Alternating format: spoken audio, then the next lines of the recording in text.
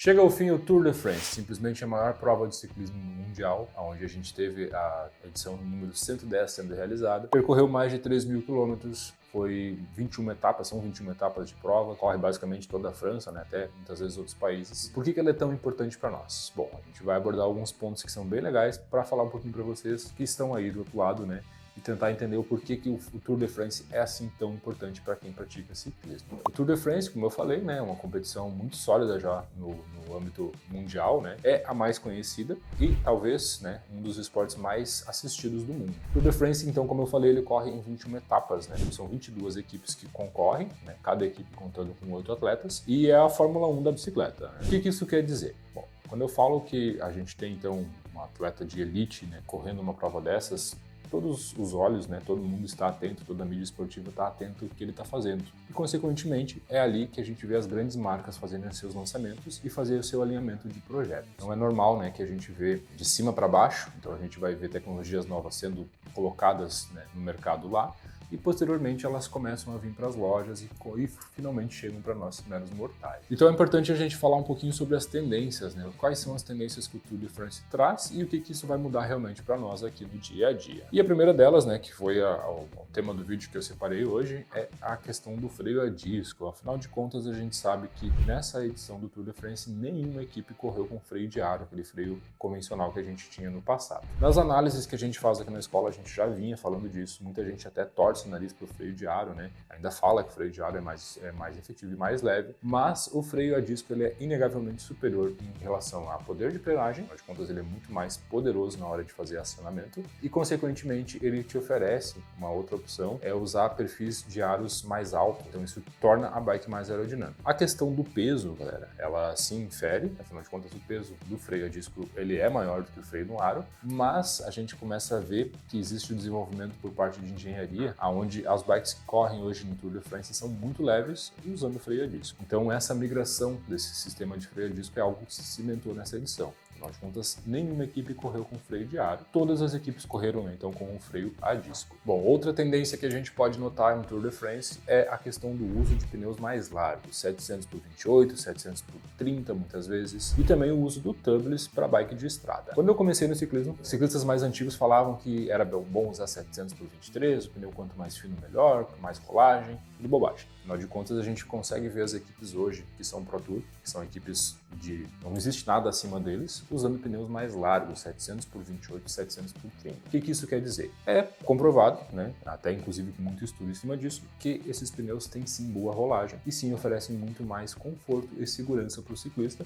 Afinal de contas, se não fosse nesse sentido, eles estariam ainda usando 700 por 23. Então a gente está vendo sim essa migração e também, como eu falei, né, a gente tem pneus mais largos que podem ser utilizados com tubeless. Muitos atletas no Pro Tour utilizavam pneus tubulares, né, e agora a gente vê a totalidade deles usando tubeless sem câmara. Isso já é uma realidade no mountain bike, a gente já sabe disso, porém para bike de estrada ainda não é tão comum. E um grande problema que a gente tem muito é do fato de que tu vai fazer um pedal de speed, principalmente em beira de asfalto, onde passa muito caminhão, você fura muito pneu. Mas afinal de contas a gente vê muito arame, muito pedaço, resquício de pneu de caminhão sendo jogado para fora do acostamento, né? E é onde a gente está circulando. Então isso acontece de furar com um pouco mais de frequência. Então o tubeless vem a ser uma novidade que está se sedimentando também no Tour de France. Afinal de contas, a gente está vendo a maior parte das equipes utilizando, né, esse sistema em substituição aos pneus tubulares. Para a prova de contrarrelógio, que é aquela prova onde é time trial, que é um atleta por vez, ainda se utiliza assim pneu tubular. Mas para as provas de montanha, que são as provas mais longas, a maior parte das equipes já está utilizando então o tubeless. Como eu falei, né, no início do vídeo, é importante a gente entender o que está acontecendo lá, porque isso vai migrar para o nosso dia a dia. Eu sei que uma bike de 150 mil reais é algo bem difícil de a gente conquistar, né, não é do brasileiro médio, mas o uso de produtos, por exemplo, o tubeless em bike de estrada, ela passa a ser uma realidade normal nossa, né? Então é possível sim fazer isso, não é nada muito difícil. Claro, existe um desenvolvimento de produtos a partir do que os atletas de elite vão fazer.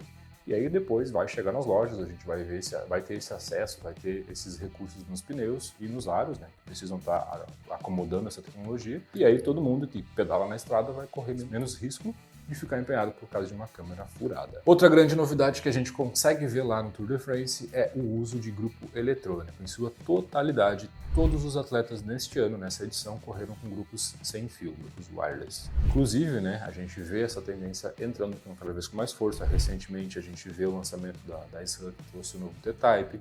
A gente está vendo isso, então, migrando cada vez mais, tornando as bikes mais clean, as bikes mais limpas. Afinal de contas, a gente tem bikes mais aerodinâmicas. Ponto bem interessante que eu separei aqui para vocês é o fato de que das 22 equipes, da totalidade delas, 18 equipes utilizam grupos Shimano. Shimano, então, vem dominando basicamente o mercado.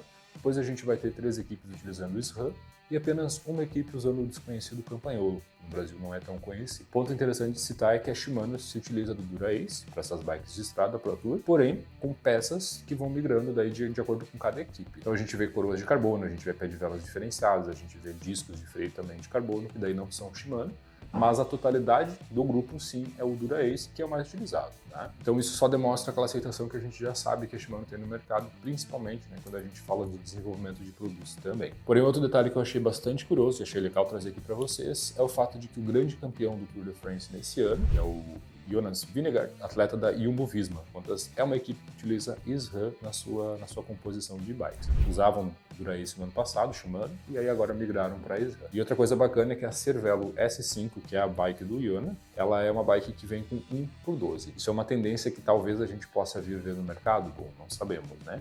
Mas, afinal de contas, esse cara, em algumas etapas, utilizou uma coroa 50 na sua bike, na frente, com um cassete 1036. Então, a gente tem uma distribuição de marchas bem restrita e bem menor em comparação ao que a gente vê nos grupos de 2/12. E aí a gente tem, de novo, né, uma discussão que a gente pode tratar com bastante propriedade aqui, que muita gente fala, né, 2 coroas ou 1 coroa. No mountain bike já é padrão, né, a gente vê 1/12. Agora nas bikes de estrada isso é uma novidade. Afinal de contas, está sendo um protótipo que o cara usou em algumas etapas. Como vocês sabem, né, o Tour de France eles têm muitas subidas, né, tem topos, né, de montanhas que são extremamente altos, né, 2.000, 2.300 metros de altimetria acumulada. Para um atleta Pro Tour, ok, bacana, 50, 36. Para um mero mortal, bom, já ficaria um pouquinho mais difícil, né, talvez teria que ter algumas adaptações. Mas, como eu sempre falo, né, o mercado ele caminha de acordo com as tendências. E a tendência da bike single na dianteira pode ser uma novidade no mercado da bike de estrada ou não. O que vai dizer vai ser o tempo, então esses são as próximas edições. O que a gente viu ali é uma bike, né, essa Cervelo S5, pesando 7,5 kg, muito leve, com freios a disco e utilizando esse SRAM, como eu falei, né, 1/12, que é uma novidade, né, afinal de contas, algo bem diferente. Muito interessante, afinal de contas, é o Tour de France, é uma prova que, como vocês podem ver pelas imagens que a gente separou, ela chama muita atenção, ela envolve muito as pessoas, é uma tradição local na França, né, afinal de contas, a gente vê aí que existe um envolvimento muito grande. Podemos agora acompanhar o Tour de France feminino, né, que é o feminino que tá tendo força, tá ganhando edição também. O feminino é um pouquinho diferente do masculino, afinal de contas, eles são 9 dias de prova, ele é um pouco mais curto, né? Dá cerca de 1.000 km e tá ganhando força. E um ponto muito importante é que o Tour de France é a prova que mais paga, mais remunera financeiramente falando. Num total de premiações, eles pagaram cerca de 2 milhões de libras em relação para as equipes, né? Enfim, ganhador e equipes e tudo mais. É muito dinheiro envolvido numa prova dessas e, claro, né? Aí existe muito envolvimento por parte das equipes e também por parte das bicicletas, das marcas de bicicletas. Então, por isso que é bem importante a gente se manter atento. Esse assunto, o Tour de France, ele pode ser muito explorado,